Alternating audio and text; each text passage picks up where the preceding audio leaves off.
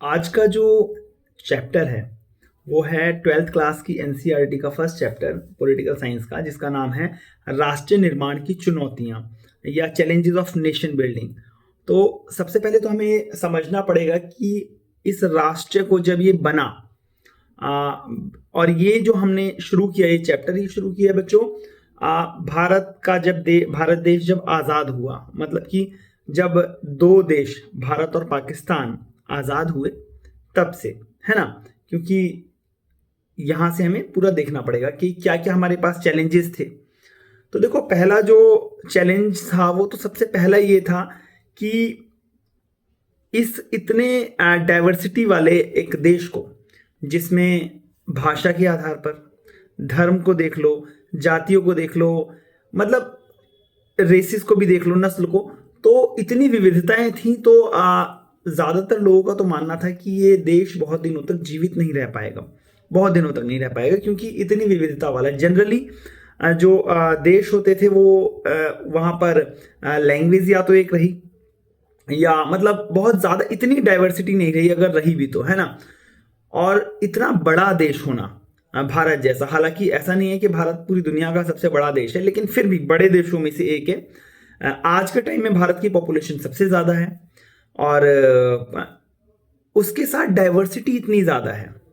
यहाँ का जो चाहे आप भाषा से ले लो, आप चाहे बोली ले लो, चाहे आप कुछ भी ले लो, आपको अलग अलग दिखेगा। नॉर्थ में जो है वो साउथ में नहीं है, जो ईस्ट में है वो वेस्ट में नहीं है। मतलब इतनी सारे चीजें हैं कि उनको एकता के सूत्र में हम कैसे बांध के रख सकते हैं, कैसा हम ये कर सकते हैं कि ये देश एकजुट रहे। तो सबसे बड़ी जो समस्या थी वो थी कि इस देश को एकता के सूत्र में बांधने की, चाहे वो धर्म हो, भाषा हो, संस्कृति हो, इन सब के आधार पर। लेकिन फिर भी भारतीय संविधान निर्माताओं ने, जो कि संविधान का निर्माण कर रहे थे, उन्होंने संविधान को बनाते वक्त, माना जाता है कि 2 साल 11 महीने और 18 दिन का समय लिया। लेकिन जो भी मुद्दे ऐसे थे जिसमें लगा थोड़ा सा कि हाँ ये विवादास्पद है, जहां पर थोड़ा सा भी संदेह रहा हो, तो उन्होंने वो अच्छे अच्छे से टाइम लिया। जैसे कि अगर आप देखोगे कि भाषाई विवाद था, तो भाषाई विवाद को हल करने के लिए उन्होंने लगभग 3 वर्षों का समय लिया, और उस पर फिर सर्वसम्मति से ये निर्णय किया गया कि जो हिंदी होगी उसको राजभाषा बनाया जाएगा, है ना। तो कहने का मतलब है कि जो पहली बड़ी चुनौती थी, पहला बड़ा चैलेंज था, वो ये था, ये डाइवर्सिटीफाई जो इतना बड़ा देश है उसको कैसे हम एकता के सूत्र में पिरो के रखें कि एक भारत एक देश के रूप में आगे बढ़ पाए, एक देश के रूप में तरक्की कर पाए, है ना। दूसरी बड़ी चुनौती थी लोकतंत्र को कायम करने की, कि लोकतंत्र को, क्योंकि देखो भारत ये वो देश था जहां पर या तो प्रिंसली स्टेट थे, जो राजे रजवाड़े थे, है ना, तो मोनार्क सिस्टम रहा, या फिर उससे उसके अगर आप पहले देखेंगे तो मुगल डायनेस्टी रही।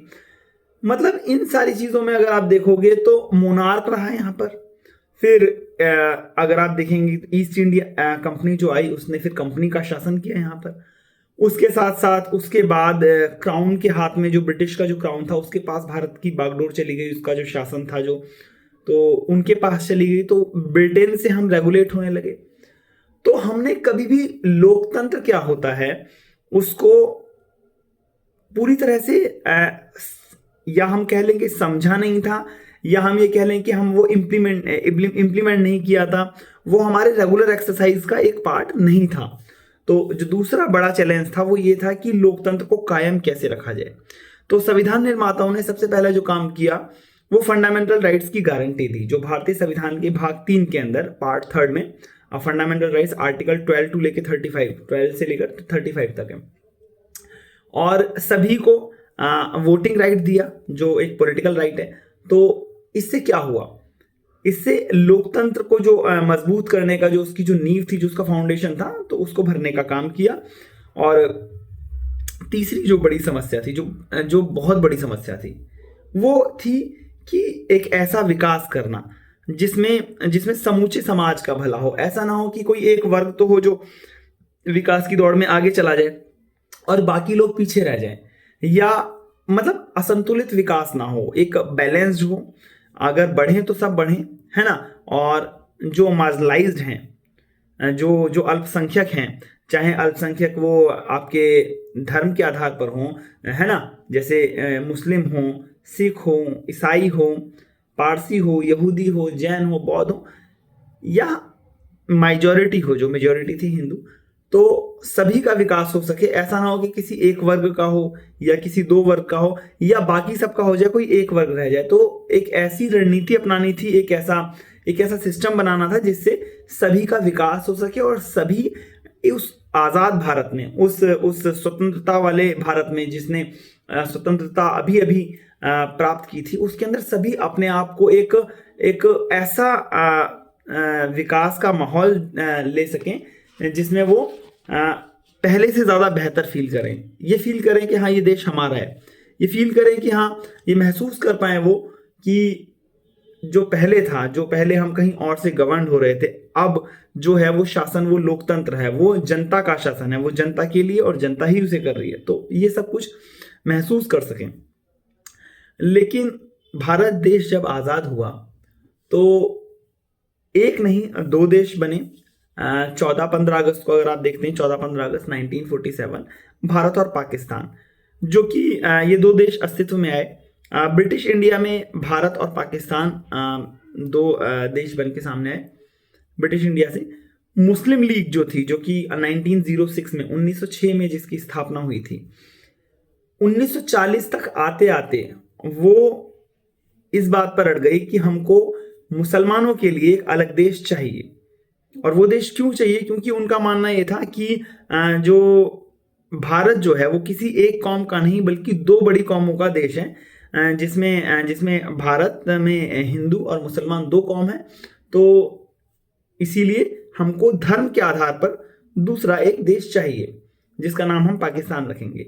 हालांकि कांग्रेस के जितने भी बड़े लीडर थे, अगर पूरी कांग्रेस पार्टी ले लो या भारत की जितनी भी जो अन्य पार्टी रही हों, उन्होंने टू नेशन थ्योरी की हमेशा खंडन किया उसका। उन्होंने हमेशा इसको मना किया और कभी भी इसका समर्थन नहीं किया कि ये फैसला सही है। उन्होंने हमेशा इसका विरोध किया। लेकिन जब मुस्लिम लीग इस बात पर अड़ गई तो हुआ यूं कि ऐसा माना गया कि जहां मुस्लिम बहुल एरिया है, जहां मेजॉरिटी ज्यादा है, वो क्षेत्र जो भी होगा, वो जो एरिया होगा, वो पाकिस्तान कहलाएगा और उसका जो उसके अतिरिक्त जो भी होगा, जो शेष भारत जो भी होगा, वो भारत होगा। लेकिन कोई भी ऐसा क्षेत्र नहीं था जहां पर मेजॉरिटी में मुस्लिम हो। ऐसे क्षेत्र थे जहां पर मुस्लिम बहुत हैं, लेकिन ऐसा नहीं था जहां मेजॉरिटी में हो, है ना। तो बहुसंख्यक कहीं नहीं थे। और दूसरी बात एक जो बड़ी थी वो ये थी कि जहां मुस्लिम बहुल एरिया था भी, मतलब जहां पर मेजॉरिटी तो कहीं नहीं थी, लेकिन जहां पर मुस्लिम एरिया था, ज्यादा थे वो संख्या में, ऐसा नहीं है कि वो सब पाकिस्तान जाना चाहते थे या वो इस टू नेशन थ्योरी के में बिलीव करते थे। उनमें से एक बड़े नेता थे खान अब्दुल गफ्फार खान, जिन्हें सीमांत गांधी भी कहा गया। उन्होंने इसका खंडन किया टू नेशन थ्योरी का, और वो कभी भी पाकिस्तान के बनने के पक्ष में नहीं थे। लेकिन उनकी मांग को, उनकी बात को अनसुना कर दिया गया। बहुत बड़े लीडर थे वो। और भारत का जो बंटवारा हुआ, तीसरी समस्या जो बहुत विकट होकर सामने आई वो थी कि पंजाब और बंगाल में सबसे बड़ी समस्या ये आई कि यहां मुस्लिम क्षेत्र थोड़ा ज्यादा था। लेकिन जैसा मैंने आपको बताया कि इसमें सभी लोग उस बंटवारे के पक्ष में भी नहीं थे। सभी लोग, ऐसा भी नहीं था कि वो जाना ही चाहें। तो ये कहीं ना कहीं ऊहापोह की स्थिति रही। बंटवारा हुआ तो बहुत सारे लोग तो ऐसे थे कि बहुत सारे गांव ऐसे थे जिन्हें ये नहीं पता था कि हम भारत में हैं या पाकिस्तान में। तो बड़ा त्रासदी पूर्ण वो सारा वृतांत रहा। और अब अगर आप देखो कि आप बोलो कि उस विभाजन के परिणाम, जो कि आपकी बुक के अंदर एक नई हेडिंग है, वो है विभाजन के परिणाम। उसमें क्या हुआ, ये कैसी त्रासदी थी, इसका जो स्तर था वो क्या था। तो ये एक ऐसी त्रासदी थी जिसमें स्थानांतरण आकस्मिक था। आकस्मिक स्थानांतरण था। एक समुदाय के लोगों ने दूसरे समुदाय के लोगों को बेरहमी से मारा, उसमें बलात्कार हुए दूसरे समुदाय के लोगों ने किए। लाहौर, अमृतसर और कलकत्ता जैसे शहर तो जैसे कि सांप्रदायिक अखाड़े के रूप में बन के सामने आए, क्योंकि यहाँ पर सबसे ज़्यादा हिंदू मुस्लिम का दंगा हुआ। लाहौर ले लो आप, अमृतसर ले लो, कलकत्ता ले लो, हुआ दिल्ली में भी। लेकिन ये जो 3 जो मैंने आपको बताए शहर, वो इस आग में, जिसे कहते हैं कि पूरी तरह से जलते हुए नजर आए। एक बहुत बड़ी संख्या लोगों की सीमा पार पैदल करती हुई नजर आई। आप समझ सकते हैं कि कितना विभत्स एक वो दृश्य होगा कि अगर कुछ भी नहीं है हमारे पास, तो हमें अपनी जान बचाने के लिए, अपनी अपनी इज्जत बचाने के लिए, अपने आप को बचाने के लिए दूसरे देश में जाना पड़ रहा है, और हमारे पास कोई साधन नहीं है। हम पैदल जाएंगे, लेकिन जाएंगे। तो वो एक भीषण, जिसे कहते हैं दंगा, जिसे कहते हैं कि एक ऐसा क्रूरतम चेहरा जो कि इंसानियत ने दिखाया कि हाँ, जब इंसान गिरने पे आता है तो उस हद तक भी गिर जाता है। और दोनों तरफ के लोगों ने ये किया। अनुमान लगाया जाता है कि लगभग इस विभाजन से 80 लाख लोग ऐसे थे जिन्होंने अपना घर छोड़कर सीमा पार गए। लगभग 5 से 10 लाख लोग ऐसे थे जिनका मतलब अनुमान से कहा जाता है कि जिन्होंने अपनी जान गंवाई इसमें। भारत के नेता कभी भी 2 नेशन थ्योरी में विश्वास नहीं करते थे वैसे तो। और विभाजन के आधार पर जो विभाजन का आधार था वो धर्म बना। तो विभाजन के आधार पर पाकिस्तान बन गया मुसलमानों के लिए। तो ये था, क्या ऐसा हुआ कि जो बाकी का जो है, जो भारत है, जो हिंदुस्तान है, क्या वो एक हिंदू राष्ट्र बनेगा? तो नहीं, ऐसा नहीं हुआ। ऐसा जो भी लीडर्स थे उन्हें समझ था ये बात कि अगर भारत धर्म के आधार पर बना तो उसका जो उसकी स्थिति होगी वो और ज़्यादा बिगड़ जाएगी, और ज़्यादा दयनीय हो जाएगी।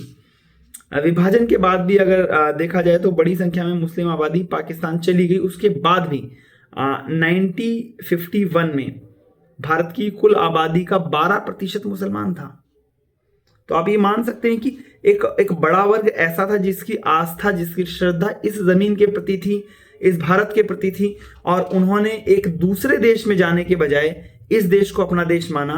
तो ये हम उनकी कह सकते हैं कि एक तारीफ कर सकते हैं कि हाँ, उन्होंने वो महसूस किया, उन एहसासों के साथ भारत को अपना देश माना। दंगे हुए, और उस दंगे में सबसे ज्यादा अगर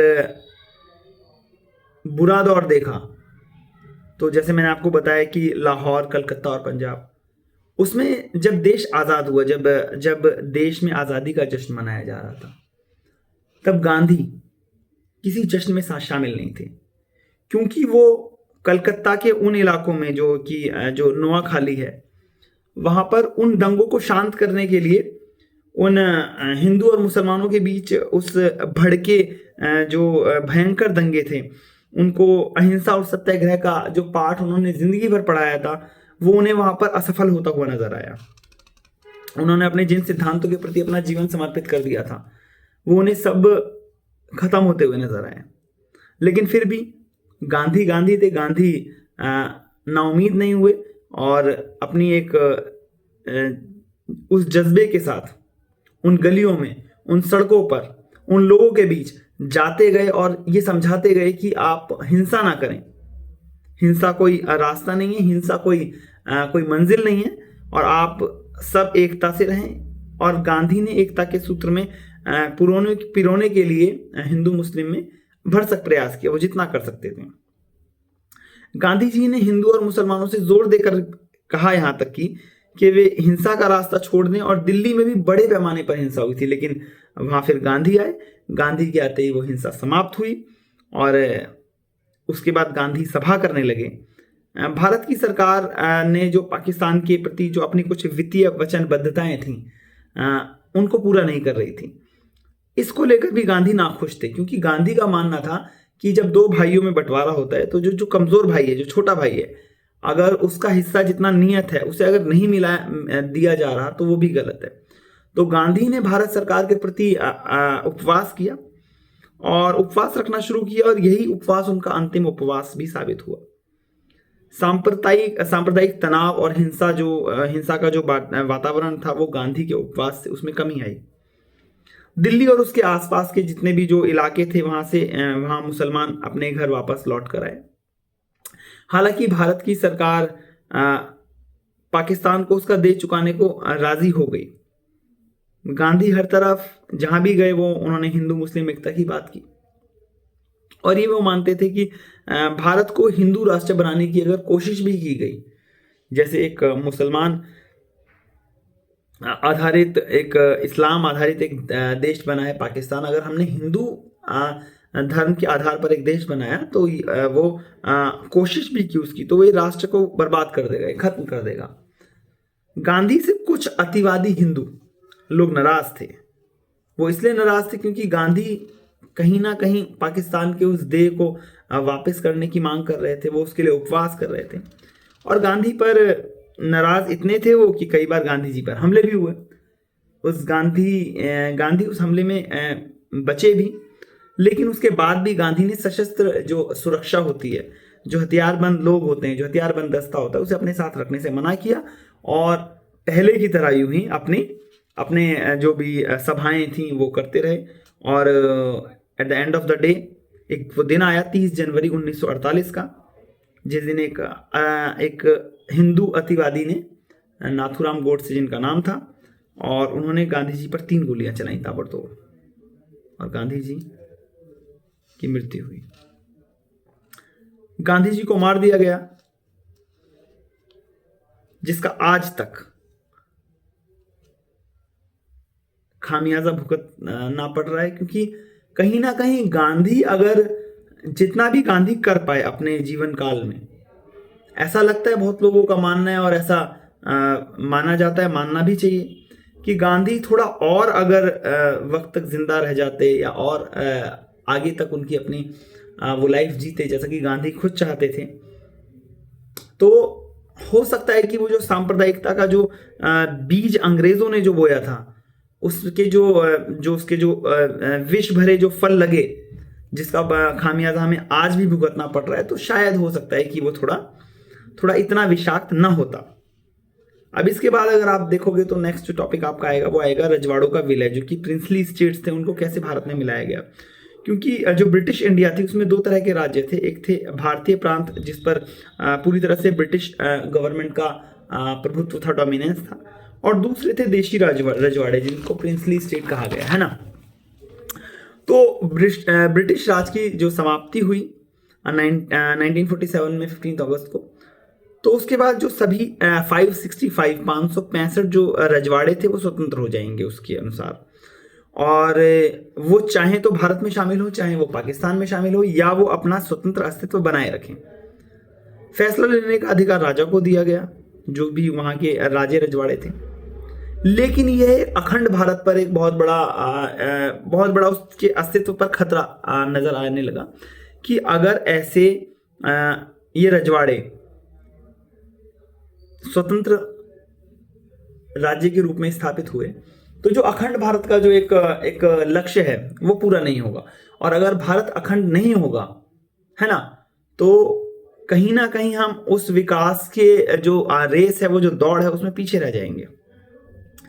त्रावणकोर के जो राजा थे उन्होंने अपने आप को आज़ाद रखने की घोषणा की, और अगले ही दिन हैदराबाद के निज़ाम ने भी ऐसी ही एक घोषणा की। इससे साफ हो गया कि आज़ादी के बाद भारत के जो कई टुकड़े होंगे, और छोटे छोटे टुकड़ों के कारण भारत अपने विकास को, अपनी उस प्रगति को नहीं हासिल कर पाएगा, और वो कहीं ना कहीं अपनी इन आंतरिक कमियों से जूझता रहेगा, जिससे वो विकास में पीछे रह जाएगा। लेकिन अंतिम सरकार ने, जो कि इंटर्म गवर्नमेंट थी भारत की,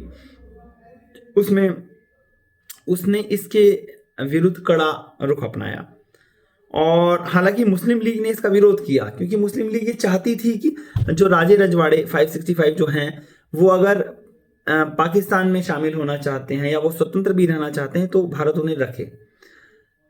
लेकिन भारत की जो इंटर्म सरकार थी, जो आंतरिक सरकार थी, वो सशक्त थी, और ये बड़ी फॉर्चुनेटली जो इसको हैंडल कर रहे थे वो सरदार वल्लभ भाई पटेल थे। सरदार वल्लभ भाई पटेल ने इसमें ऐतिहासिक भूमिका निभाई, और अधिकतर रजवाड़ों को भारतीय संघ में शामिल होने के लिए राजी भी कर लिया। अधिकतर जो रजवाड़े थे उन्होंने शासकों के अधिकतर रजवाड़े जो थे उनके शासकों ने भारतीय संघ में शामिल होने पर विलय पत्र पर जो सहमति पत्र था उस पर साइन किए, जिसको इंस्ट्रूमेंट ऑफ एक्सेशन भी कहा गया। इस पर हस्ताक्षर का अर्थ ये था कि रजवाड़े भारतीय संघ का अंग बनने के लिए अब सहमत हो चुके हैं।